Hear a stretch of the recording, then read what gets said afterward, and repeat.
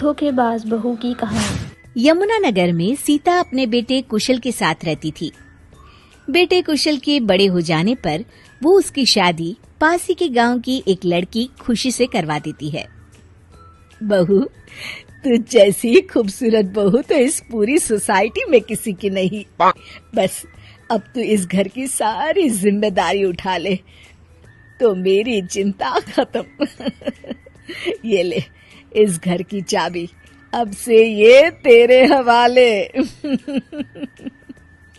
माँ जी, आप चिंता मत कीजिए, मैं इस घर का पूरा ध्यान रखूंगी। देखिएगा, आपको शिकायत करने का भी कोई मौका नहीं मिलेगा। मैं आपके लिए गाजर का हलवा बनाकर लाती हूँ। शादी के कुछ ही दिन बाद खुशी के तेवर बदलने लगते हैं। माँ जी, मैं आपसे कह देती हूँ, मैं इस घर की बहू हूँ, कोई नौकरानी नहीं जो हर समय आपकी बात मानूं। बहू, मैं तो बस ये कह रही थी कि तू हर समय फोन पर ये किससे बात करती रहती है। हर समय तेरा फोन बिजी आता है। ये बात कुशल को पसंद नहीं बेटा। हाँ, मेरी तो हर बात सबको बुरी ही लगती है। अब शादी को कई महीने बीत चुके हैं, मगर खुशी कभी भी खुश नहीं रह पाती और वो अपने पति और सास से भी हमेशा झगड़ती रहती है। असल में शादी से पहले उसका एक प्रेमी होता है, गोविंद। वो उससे आज भी छुप छुप कर मिलती है। गोविंद, मैं अपने पति और सास के साथ खुश नहीं हूँ, चलो ना हम भाग जाते हैं। तुम एक काम करो, घर से सारा कीमती सामान ले आओ, उसके बाद मौका देखकर हम भाग जाएंगे। खुशी के पति और सास उसे बहुत प्यार करते हैं, मगर खुशी फिर भी उन्हें धोखा देती है और धीरे धीरे अपने घर से कीमती सामान को चोरी करके गोविंद को देने लगती है। उसकी सास को घर से सामान चोरी होने का संदेह होने लगता है। बेटा, समझ नहीं आ रहा, ये घर से धीरे धीरे सामान कैसे गायब हो रहा है। कौन सा सामान माँ? अरे वो चांदी के बर्तन जो मैंने बनवाए थे वो दिख नहीं रहे। यहीं कहीं होंगे माँ, आपकी बहू ढूंढ देगी। कितने बेवकूफ हैं ये माँ बेटे, इनका सारा सामान मैं गायब कर दूंगी और इनको पता भी नहीं चलने दूंगी।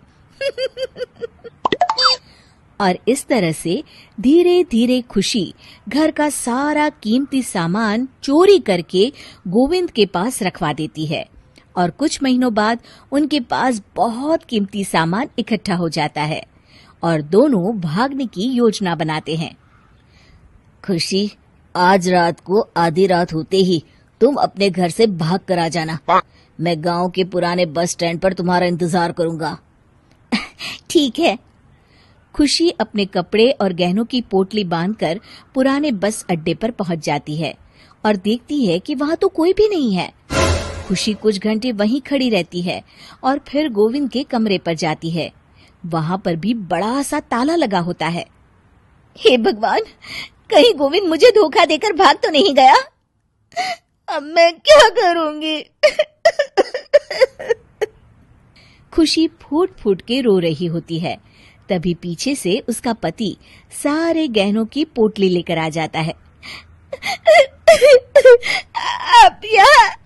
हाँ, मैंने गोविंद को गांव छोड़ने से पहले पकड़ लिया था और ये सारे गहने भी उससे ले लिए। आपको सब पता था कि मैं आपको और माँ जी को धोखा दे रही थी? हाँ, मगर मुझे ये भी पता था कि गोविंद अच्छा इंसान नहीं है। अगर मैं तुमको समझाता तो तुम कभी नहीं समझ पाती। इसलिए मैं चाहता था कि तुम्हारी आंखें खुद खुले। मुझे माफ कर दीजिए। कोई बात नहीं खुशी, मगर हमेशा ये याद रखना कि तुम्हारे अपने कभी भी तुम्हें धोखा नहीं देंगे। माँ और मैं तुम्हें बहुत प्यार करते हैं और हम दोनों चाहते हैं कि खुशी खुशी खुशी हमारे घर रहे, क्योंकि तुम ही तो हमारी खुशी हो। हाँ, मैं आज के बाद आपको और माँ जी को कभी निराश नहीं करूंगी। अगर कहानी अच्छी लगी हो तो प्लीज़ लाइक एंड सब्सक्राइब।